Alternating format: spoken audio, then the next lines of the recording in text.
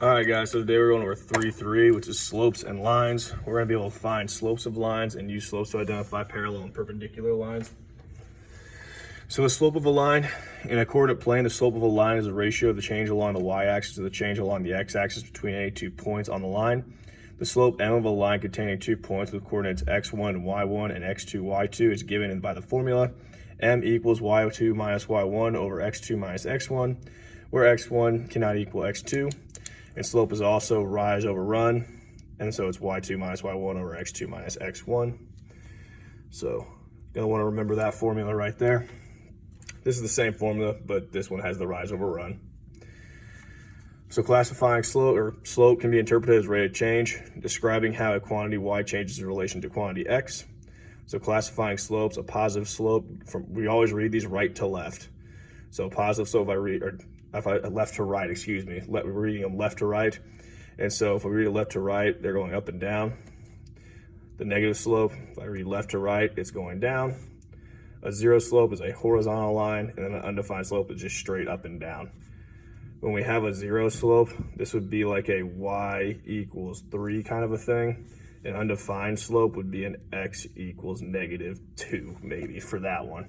Okay, so it's y equals, x equals goes with undefined. So dividing by 0, the slope -5 over 0 is undefined because there's no number that can be multiplied. You can multiply by 0 to get -5. Since this is true for any number, all numbers divided by 0 will have an undefined slope. All vertical lines have undefined slopes. So just like we said here. So anytime you divide by 0, it's undefined. Whereas if you have a 0 over 2, 0 on top, that one will equal 0, okay? So the line containing, we're gonna find the slope of the line containing 6, 2, and -3 and -5. So we're gonna use our m equals y2 minus y1 over x2 minus x1. This will be my x1, my y1, my x2, and my y2. All right, so now we're just gonna plug these in. So my y2 is -5. My y1 is 2, so -2 over my x2 is -3 minus 6. So that would be -7 on top and -9 on bottom. So that would end up being, when we simplify it, 7 over 9. So then 1b, doing the same thing. So we're using the same exact formula. So I've got my x1, y1, x2, y2, and I'm just plugging it into this guy right here. So m will equal -2 minus 3 over -6 minus 8. So that would be -5 over -14. And again, it's a double negative, which makes it positive. So 5 over 14. So the line containing, again, we're just doing it again, same exact thing. So I've got my x1, y1, my x2, y2. And so I will have -3 minus 2 over 4 minus 4. So that'll give me -5 over 0. Just like we talked about right down here, since there's a 0 on bottom, this will be undefined.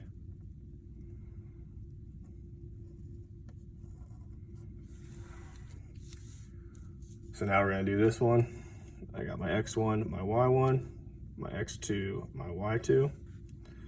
So I'll have 3 minus 3 over 4 minus -3. So I'll have 0 on top, and then I'll have 4 minus a negative, so it's gonna be adding, so 7. So 0 over 7 is 0. So now we're gonna find the slope of this guy. Well, to find the slope, we know we can use this same formula we've been using right here, this one. But we have this right here where it says rise over run. So m equals rise over run. So anytime we have something graphed, we can either find the points. So this would be at like the point 3, 3. And this one would be at the point -1, -2. And you can plug it into the formula, and that's fine. You can do that. Or we can just count. So I always count my rise first. So I'll start at J. And I'm gonna go 1, 2, 3, 4, 5. So I rose 5. and I go run 1, 2, 3, 4. 5/4. All right, now we need to make sure we double check ourselves on these, because if we're going to count, we need to know that this is going to be a positive slope, or it could be a negative slope, a 0 slope, or an undefined slope. So since it's a positive slope, we know this is going to be a positive number here. If this one were to be going down, like let's say we had a graph, it was going down like that, well, we would know that it has to be a negative slope. So then we would have a negative 5/4, okay?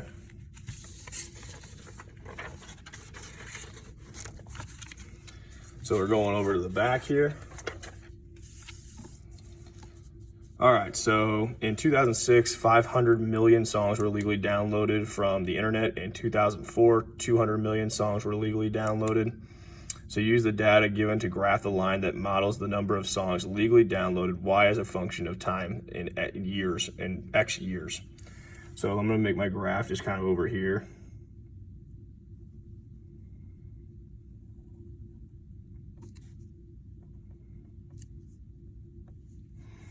So X is in years, so I'm gonna go start at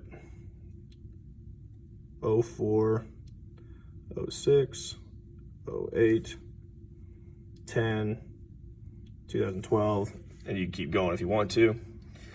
And then I'm gonna go in millions on this side, so I'm gonna start off at 200 million, 400, 600, 800, 10 million, 12 million.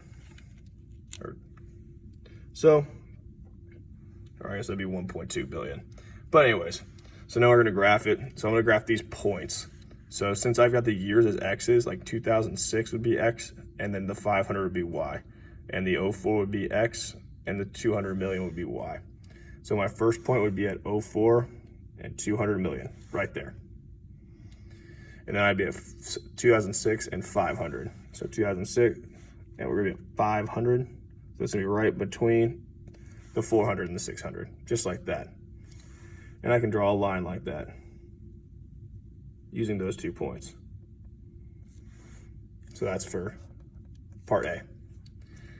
Find the slope of the line and interpret its meaning. So we can find the slope by using these as our points as well, all right? So again, just a reminder, m equals y2 minus y1 over x2 minus x1. So my y1, or my y2 would be that 500 million minus the 200 million over 2006 minus 2004. So then I'd have 300 over 2. When we simplify that, it would be 150. And the meaning of that 150, what that means is every year they're selling 150 million more than the year before. So selling 150 mil more per year. So if this trend continues at the same rate, how many songs will be legally downloaded in 2020? So we start in 04 and go to 2020, which they must not have known about Spotify at this point. So 2020, we would have 16 years there, times 150 right here. And so that would equal 2.4 billion.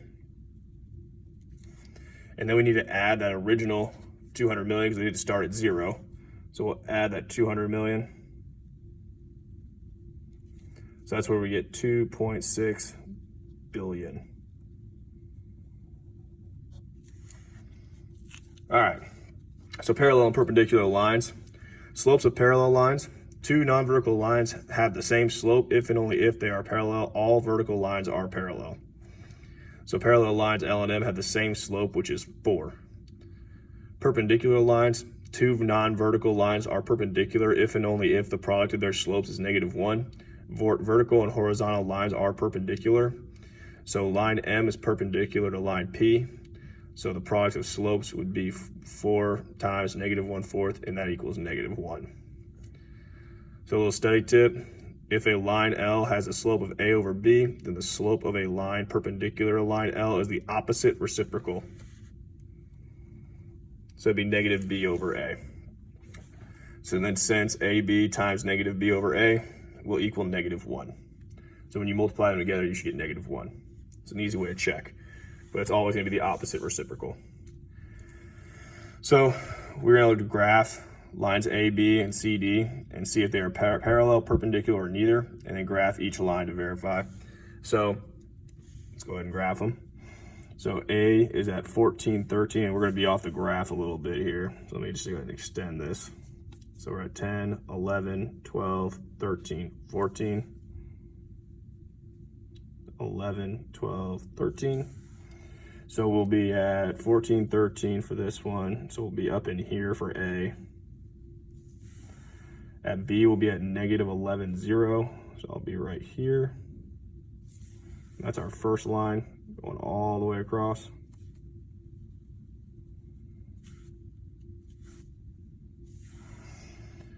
And then now I'm gonna graph CD, C and D. So I'll be at -3, 7.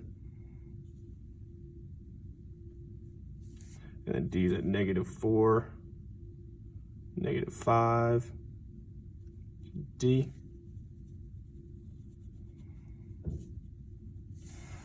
And so, first of all, we can tell they're not forming a 90-degree angle.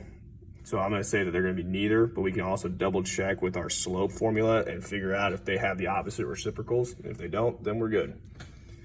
So for AB, the slope, I have my x1, y1, x2, y2. So my y2 would be 0, my y1 would be 13, then my x2 would be -11, -14. So I'd have 0 minus 13, which is -13 over, and then we'd have -11 minus 14, so that would be -25. So AB will equal 13 over 25.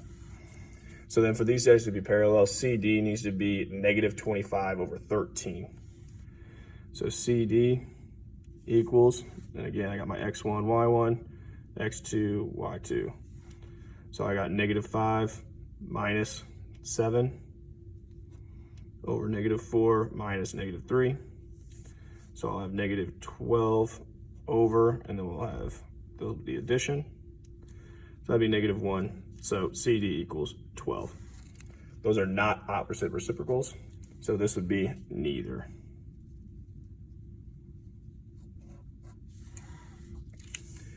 All right, so then here we're gonna graph the line that contains P at 0, 1, and it's perpendicular to QR with Q at -6 and -2, and R at 0, -6.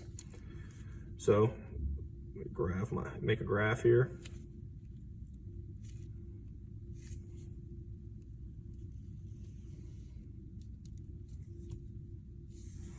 So I'm at -6, 2, 3, 4, 5, 6, 1, 2. This is Q. R will be at 0, -6, so 2, 3, 4, 5, 6. This is R.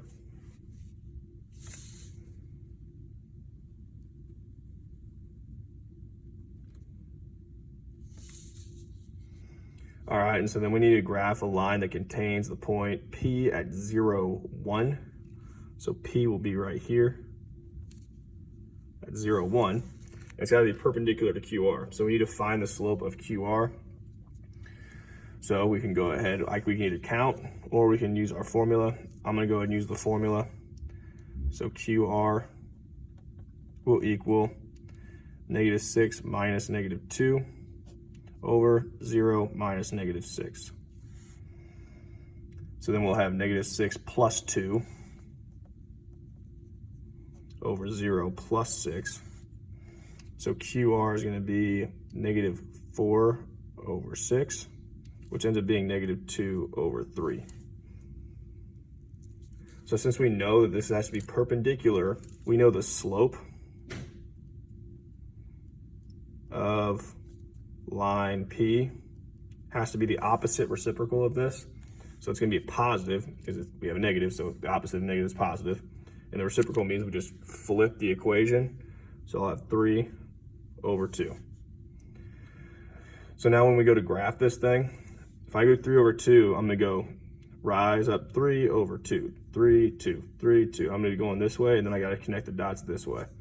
Or I can make this a double negative and how I count, so I can go down 3, left 2. So I'll go 1, 2, 3, 1, 2. So there's my first point. 1, 2, 3, 1, 2.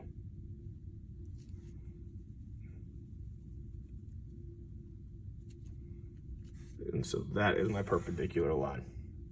And that's all.